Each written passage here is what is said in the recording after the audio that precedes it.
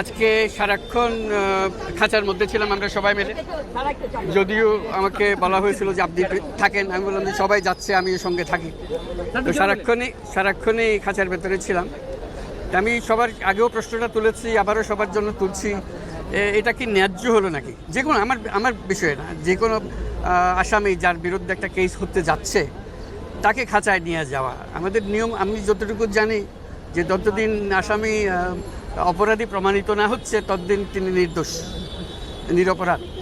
একজন নিরপরাধ যার নাগরিককে একটা লোহার খাঁচার ভেতরে গিয়ে দাঁড়িয়ে থাকতে হবে আদালত শুনানি চলাকালীন, এটা আমার কাছে অত্যন্ত অপমানজনক, অত্যন্ত গর্হিত কাজ বলে মনে হয়। এটা আমার ক্ষেত্রে প্রযোজ্য হবে না সেটার বিষয় না, কারো ক্ষেত্রে যেন প্রযোজ্য না হয় এই বিষয়ে সবাই মিলে একটু আওয়াজ তুলুন যে বিষয়টা পর্যালোচনা করা হোক।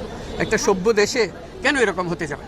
কেন একজন নাগরিককে খাঁচার ভেতরে পশুর মতো দাঁড়িয়ে থাকতে হবে আদালতের শুনানির জন্য, যেখানে এখনও বিচার শুরুই হয় নাই, যেখানে অপরাধ সাব্যস্ত হওয়ার কোনো সুযোগই হয় নাই?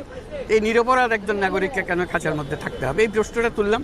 এটা যারা আইনজ্ঞ আছেন, যারা বিচার ব্যবস্থার সঙ্গে জড়িত আছেন, তারা পর্যালোচনা করে দেখুন এটা রাখার দরকার আছে নাকি এটা সারা দুনিয়াতে যেভাবে সভ্য দেশে যেভাবে হয় আমরাও সভ্য দেশের তালিকার মধ্যে অন্তর্ভুক্ত হতে পারি। এই কথা বলে আমার কথা শেষ করছি। আজকে কি হলো সেটার বিবরণ